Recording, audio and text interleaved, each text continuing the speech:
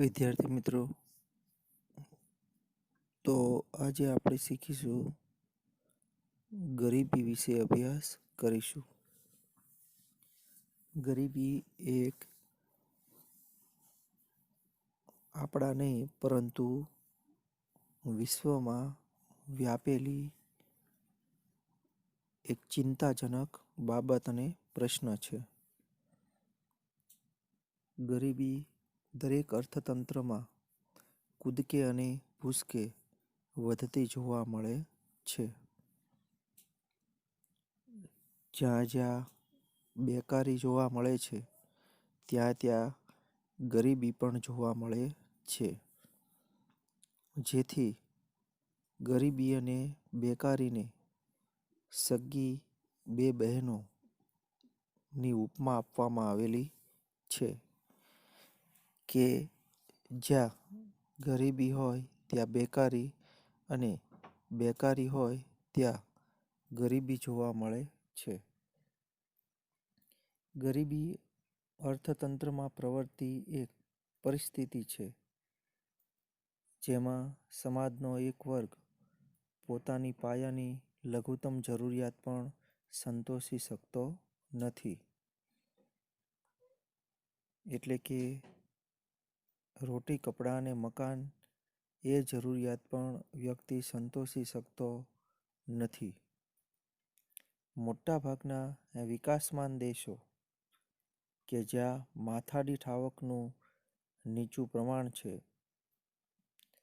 રાષ્ટ્રીય આવક નીચી છે, જેમનું જીવન ધોરણ નીચું જોવા મળે છે, આવકની અસમાન વહેંચણી જોવા મળે છે, ત્યાં વસ્તીનો મોટો ભાગ કે જે ગરીબ છે તે સારું જીવન જીવવા જરૂરી પાયાની લઘુત્તમ જરૂરિયાતો જેવી કે પૂરતો પોષક આહાર, કપડાં, સારું રહેઠાણ પણ પ્રાપ્ત કરી શકતો નથી.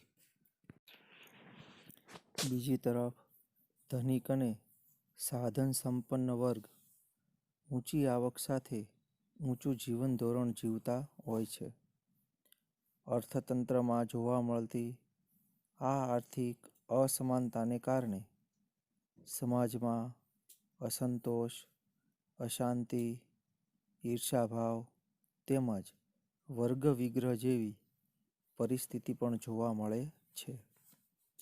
સમાજમાં બે વર્ગો ઊંચ અને નીચ, ગરીબ અને તવંગર આવું જોવા મળે છે. માનવ વિકાસ અહેવાલ મુજબ 1997 મુજબ આર્થિક વિકાસ તે સાધન છે અને માનવ વિકાસ તે ધ્યેય છે. આથી આર્થિક વિકાસ સાથે ગરીબીમાં પણ ઝડપથી ઘટાડો થાય તે જરૂરી છે. જ્યાં સુધી સમાજમાંથી આવકની અસમાનતા અને ગરીબીમાં ઘટાડો ન થાય ત્યાં સુધી આર્થિક વિકાસ સાચા અર્થમાં વિકાસ કહી શકાય નહીં. આ સંદર્ભમાં ભારતમાં આયોજનકાળ દરમિયાન ગરીબી નાબૂદીના ધ્યેયને આયોજનના એક મહત્વના ધ્યેય તરીકે પણ સ્વીકારાયું છે. ખાસ કરીને 5મી પંચવર્ષીય યોજના અને તે પછીની પંચવર્ષીય યોજનાઓમાં ગરીબી નાબૂદી માટેની વ્યૂહરચના હેઠળ ખાસ કાર્યક્રમો અને યોજનાઓ પણ શરૂ કરવામાં આવ્યા છે. આ માટે કેન્દ્ર સરકાર અને રાજ્ય સરકાર સહભાગી બની છે. પરંતુ ગરીબીમાં લક્ષ્યાંક મુજબનો ઘટાડો કરી શકાયો નથી. હજુ પણ અર્થતંત્રમાં ગરીબીમાં એટલો બધો ઘટાડો કરી શકાયો નથી. હવે આપણે ગરીબીનો અર્થ જોઈએ. જ્યારે સમાજનો એક મોટો વર્ગ પોતાની પાયાની લઘુત્તમ જીવન જરૂરિયાતોને સંતોષી શકતો નથી, એટલે કે લઘુત્તમ જરૂરિયાત રોટી, કપડાં અને મકાન, તે પરિસ્થિતિને ગરીબી કહેવાય છે. જો સમાજનો આ મોટો વર્ગ ન્યૂનતમ જીવન ધોરણથી પણ નીચું જીવન ધોરણ ધરાવતો હોય, ત્યારે સમાજમાં વ્યાપક ગરીબી છે તેમ કહી શકાય છે. સમાજનો મોટો વર્ગ તેના જીવનની મૂળભૂત અને પાયાની જરૂરિયાતો જેવી કે અન્ન, વસ્ત્ર, રહેઠાણ, શિક્ષણ અને આરોગ્યની સેવાઓ ન્યૂનતમ માત્રામાં પણ ભોગવવાથી વંચિત રહીને જીવન ગુજારતો હોય, ત્યારે સમાજની તેની સ્થિતિને વ્યાપક કે દારૂણ ગરીબી કહેવાય છે. અને એવી સ્થિતિમાં સમાજમાં રહેતી વ્યક્તિને ગરીબ ગણવામાં આવે છે. ગરીબી એ ગુણાત્મક ખ્યાલ છે. ભારતમાં ગરીબીને વ્યક્તિના જીવનના લઘુત્તમ સ્તર નીચે જોવામાં આવે છે. વિશ્વમાં મોટા ભાગના દેશોમાં ગરીબીનું અર્થઘટન કરવાના પ્રયાસ થયા છે. તેમજ ભારતીય અર્થતંત્રમાં કેટલીક ગંભીર અને જટિલ આર્થિક અને સામાજિક સમસ્યાઓ પણ રહેલી છે, જેમ કે વસ્તી વધારો, ભાવ વધારો, કાળું નાણું, ગરીબી, બેકારી, ભૂખમરો, ભ્રષ્ટાચાર, આતંકવાદ વગેરે જેવી સમસ્યાઓ રહેલી છે. જેમાંની મુખ્ય આર્થિક સમસ્યાઓ ગરીબી, બેરોજગારી, ભાવ વધારો, વસ્તી વધારો છે. જેમાં ગરીબી એ એક આર્થિક અને પડકારજનક સમસ્યા છે. પરંતુ ગરીબી એક સાપેક્ષ ખ્યાલ હોવાથી તેનો અર્થ સમય, સ્થળ અને સમાજ બદલાતો રહે છે. ગરીબી માટેના મોટાભાગના અર્થઘટનોમાં સમાજના એક સરેરાશ જીવન સ્તરને ધ્યાનમાં લઈ સમાજમાં પ્રવર્તમાન અસમાનતાઓને દર્શાવવામાં આવે છે.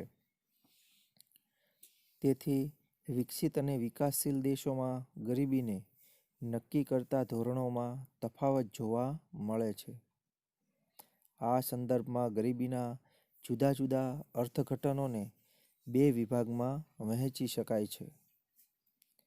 પહેલું, ગરીબીનો પરંપરાગત અર્થ અથવા આવક ગરીબી. બીજું, ગરીબીનો આધુનિક અર્થ અથવા બિન આવક ગરીબી. તો આવી રીતે બે ભાગમાં વહેંચી શકાય.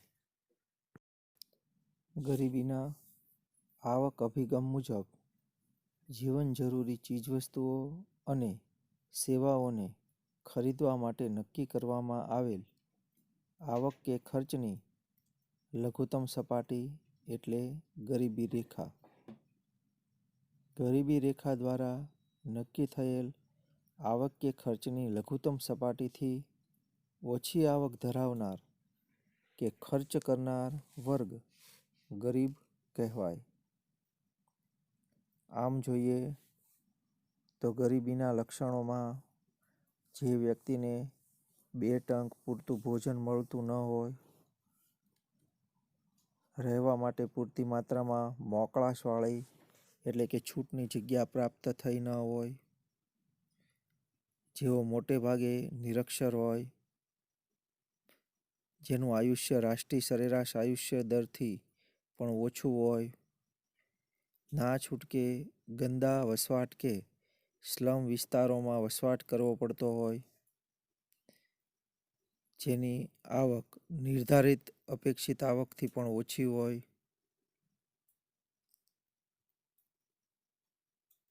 જેમના બાળકોને કુટુંબની આવકમાં વધારો કરવાની ફરજે ભણવાની ઉંમરે મજૂરી કે કામ ધંધે જવા મજબૂર થવું પડતું હોય, જેઓ સતત પોષણક્ષમ આહારના અભાવે નાના મોટા રોગોથી પીડાતા હોય, જેમના બાળકોનું કુપોષણના લીધે બાળ મૃત્યુનું પ્રમાણ ઊંચું રહેતું હોય,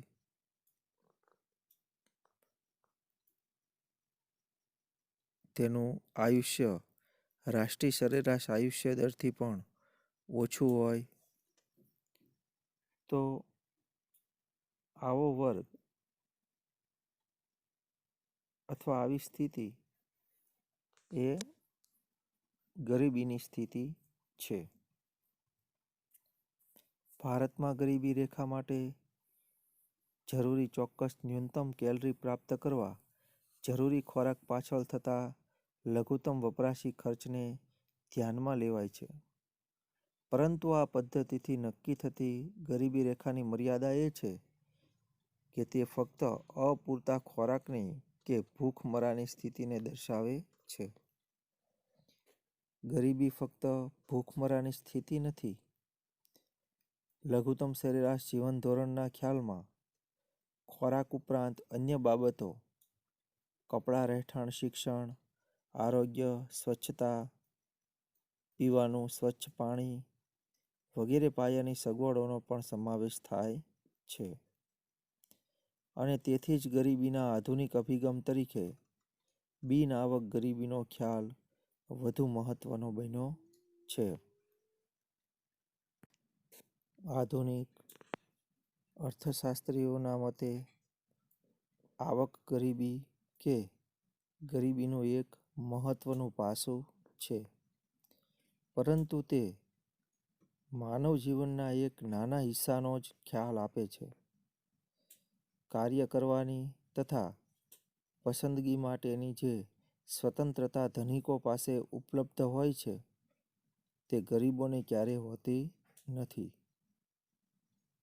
આ સંદર્ભમાં ગરીબીનો પૂરો ખ્યાલ મેળવવા ફક્ત આવકના સંદર્ભમાં જ વંચિતતાનો વિચાર ન કરતા તે સિવાયના માનવ જીવનના વિકાસ માટે જરૂરી બાબતો જેવી કે જ્ઞાન, લાંબુ અને સ્વસ્થ જીવન, સારું જીવન ધોરણ, વ્યક્તિ સ્વાતંત્ર્ય, તકોની ઉપલબ્ધતા અને પસંદગીઓ તથા સ્વાભિમાન સાથે ગૌરવપૂર્ણ જીવનનો પણ વિચાર થવો જોઈએ.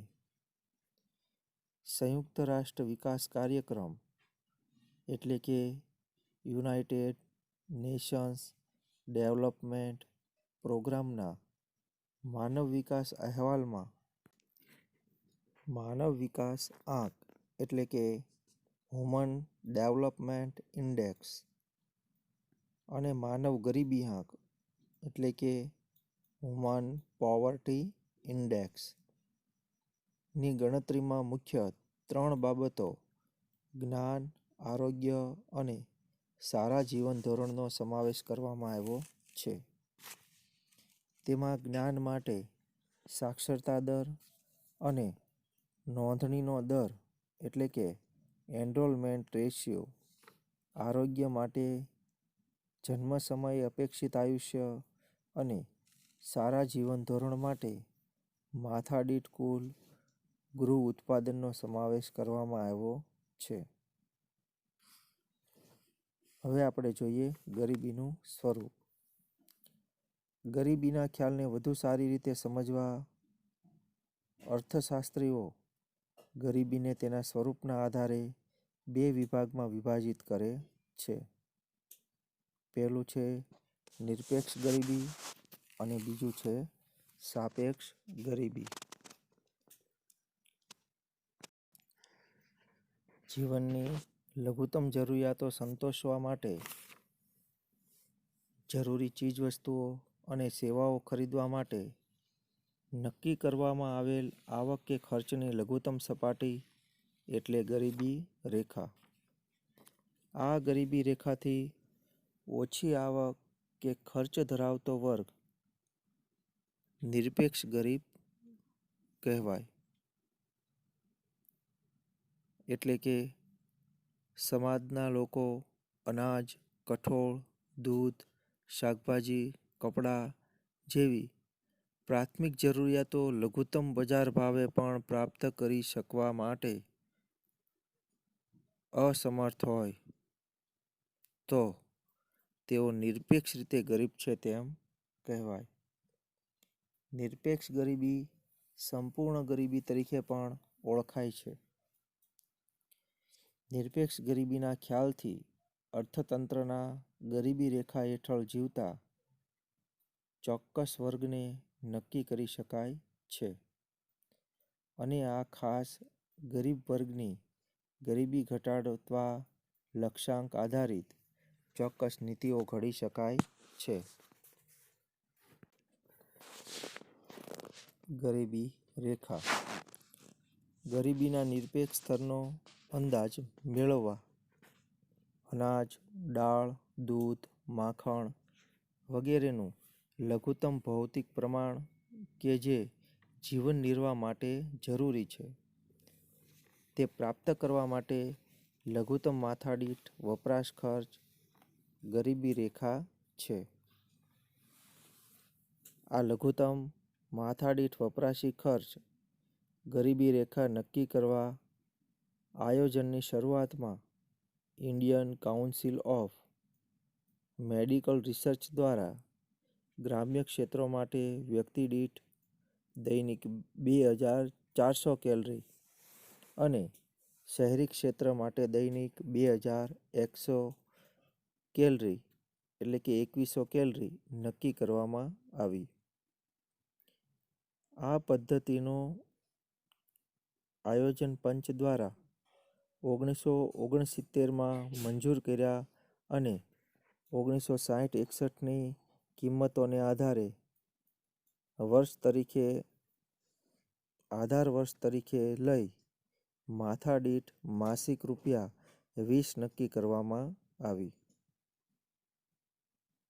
દાંડેકર અને રથે આ કાર્ય પદ્ધતિના આધારે ગ્રામ્ય ક્ષેત્રો માટે 1960-61ની આધાર કિંમતે માથાદીઠ માસિક ₹15 અને શહેરી ક્ષેત્રો માટે માથાદીઠ માસિક ₹22.5 નક્કી કર્યો. ત્યારબાદ આયોજન પંચ દ્વારા પ્રોફેસર ડી.ટી. લાકડાવાળાની અધ્યક્ષતા હેઠળ નક્કી કરાયેલ તજજ્ઞ જૂથ એ વર્ષ 1993 અને 1993-94ની આધાર કિંમતે ગ્રામીણ ક્ષેત્રો માટે માથાદીઠ માસિક ₹49 અને શહેરી ક્ષેત્રો માટે માથાદીઠ માસિક ₹57 વપરાશી ખર્ચનો અંદાજ મૂક્યો. હવે અહીંયા આપણે જોઈ શકીએ છીએ કે આયોજન પંચ દ્વારા માથાદીઠ માસિક ₹20, દાંડેકર અને રથ દ્વારા ગ્રામીણ ક્ષેત્ર માટે ₹15 અને શહેરી ક્ષેત્ર માટે ₹22.5, ડી.ટી. લાકડાવાળાની અધ્યક્ષતા નીચે આપણે જોઈએ તો માથાદીઠ માસિક ₹49 ગ્રામીણ ક્ષેત્રે અને શહેરી ક્ષેત્રે માથાદીઠ ₹57 ખર્ચનો અંદાજ મૂકવામાં આવ્યો છે. એટલે આ આંકડા એમ કહેવા માંગે છે કે અલગ અલગના નિષ્ણાંતના મતે ગ્રામીણ ક્ષેત્રે અને શહેરી ક્ષેત્રે ઉપરોક્ત આંકડાઓ કરતાં પણ લઘુત્તમ આવક પણ મેળવી શકતા ન હોય અને પોતાની જરૂરિયાતો સંતોષી શકતા ન હોય તો તેઓ નિરપેક્ષ ગરીબ છે. ગરીબી રેખાની ગણતરીની પદ્ધતિની એક મોટી મર્યાદા એ છે કે તેમાં ફક્ત કેલરી વપરાશને જ આધાર તરીકે લેવામાં આવે છે. પરંતુ ગરીબી એક આર્થિક પરિસ્થિતિ છે અને ભૂખ એક શારીરિક પરિસ્થિતિ છે. આથી ગરીબી રેખા ભૂખમરાની રેખા બનીને રહી જાય છે.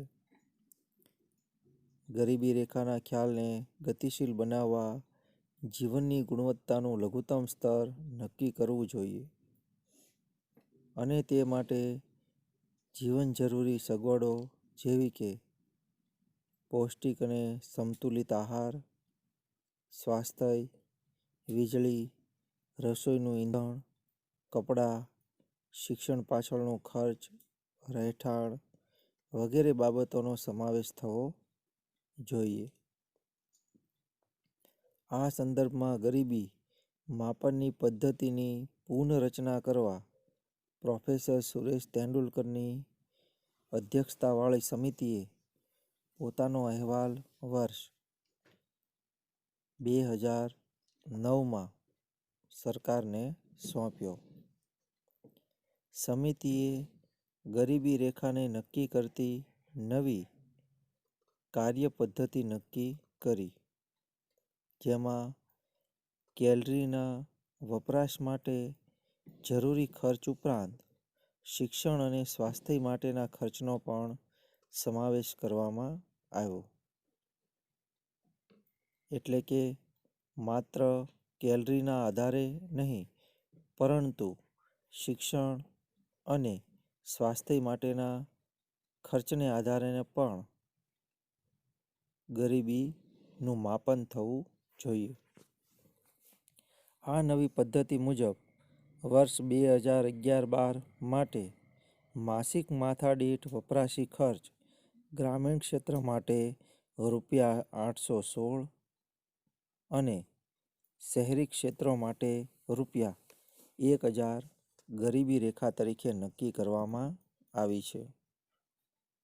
એટલે કે ગ્રામીણ ક્ષેત્રે ₹816 અને શહેરી ક્ષેત્રે ₹1000 માસિક માથાદીઠ વપરાશ આટલો નક્કી કરવામાં આવ્યો છે. જે આંકડાથી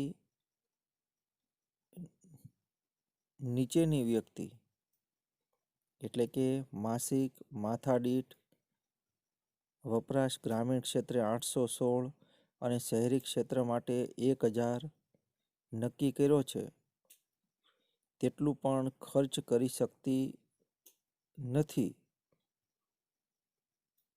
તો તેને ગરીબ ગણવામાં આવે છે. આંતરરાષ્ટ્રીય સ્તરે નિરપેક્ષ ગરીબી નક્કી કરવા ગરીબી રેખા સામાન્ય રીતે કોઈ એક વર્ષ દરમિયાન સરેરાશ પુખ્ત વયના વ્યક્તિ દ્વારા વપરાશમાં લેવાતા બધા જ જરૂરી સંસાધનો માટેના ખર્ચ દ્વારા નક્કી કરવામાં આવે છે. આંતરરાષ્ટ્રીય સ્તરે ગરીબી રેખાનું નિર્ધારણ વિશ્વ બેંક દ્વારા વર્ષ 2005માં સમખરીદ શક્તિના આધારે દૈનિક આવક $1.25 નક્કી કરી, જે વર્ષ 1990 માટે $1 હતી અને વર્ષ 2015માં તે દૈનિક આવક $1.90 નક્કી કરવામાં આવી છે. આંતરરાષ્ટ્રીય ગરીબી રેખાની મદદથી જુદા જુદા દેશોમાં એક જ માપદંડ વડે નિરપેક્ષ ગરીબીની તુલના કરી શકાય છે. ભારતમાં નિરપેક્ષ ગરીબીનું પ્રમાણ NSSO એટલે કે નેશનલ સેમ્પલ સર્વે ઓર્ગેનાઇઝેશનના 68મા રાઉન્ડ 2011-12માં સંયુક્ત કુટુંબ દીઠ ખર્ચના આંકડાઓનો ઉપયોગ કરતા તેંડુલકર સમિતિના અંદાજ મુજબ ભારતમાં વર્ષ 2004-5માં નિરપેક્ષ ગરીબીનું પ્રમાણ 37.2% હતું, જે વર્ષ 2011-12માં ઘટીને 21.9% થયું હતું.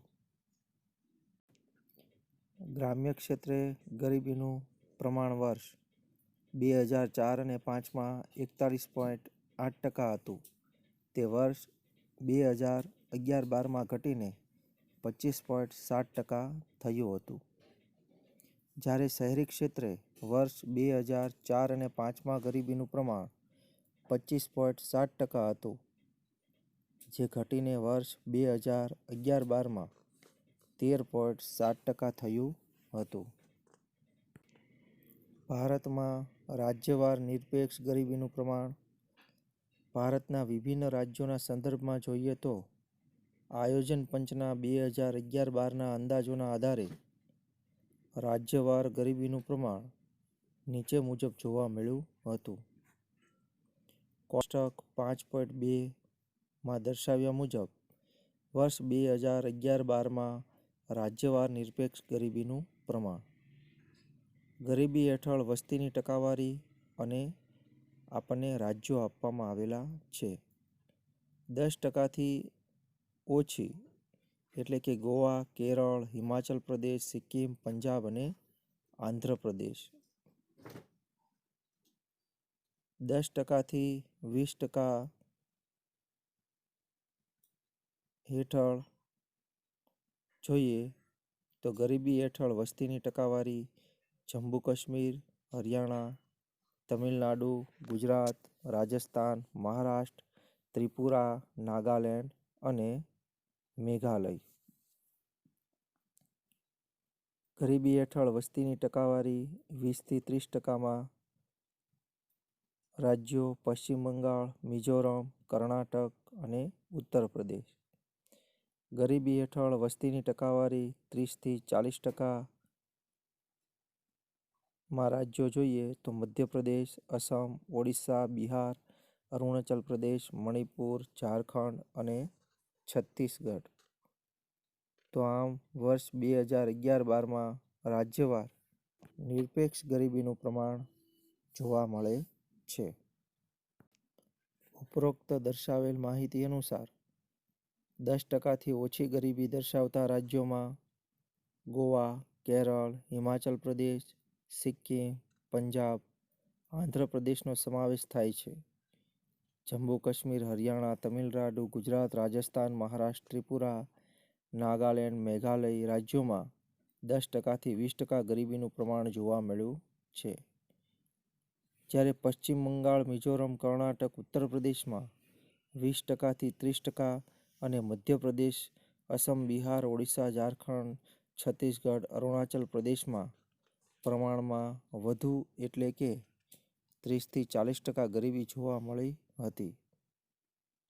વર્ષ 2013માં પ્રકાશિત થયેલ વાર્ષિક અહેવાલ મુજબ ભારતના વિભિન્ન રાજ્યોમાં સૌથી ઓછી ગરીબી 5.09% સાથે ગોવા રાજ્ય હતું અને સૌથી વધુ ગરીબીનું પ્રમાણ 39.93% સાથે છત્તીસગઢ રાજ્ય હતું. તો આમ ભારતના અલગ અલગ રાજ્યના ગરીબીના ટકાવારી આપણને આપેલી છે. જે નિરપેક્ષ ગરીબીનું પ્રમાણ ની ટકાવારી આપણને દર્શાવવામાં આવેલી છે. તો ઉપરોક્ત ચર્ચા મુજબ આપણે નિરપેક્ષ ગરીબીનો ચિતાર આંકડા દ્વારા રજૂ કરી શકીએ છીએ.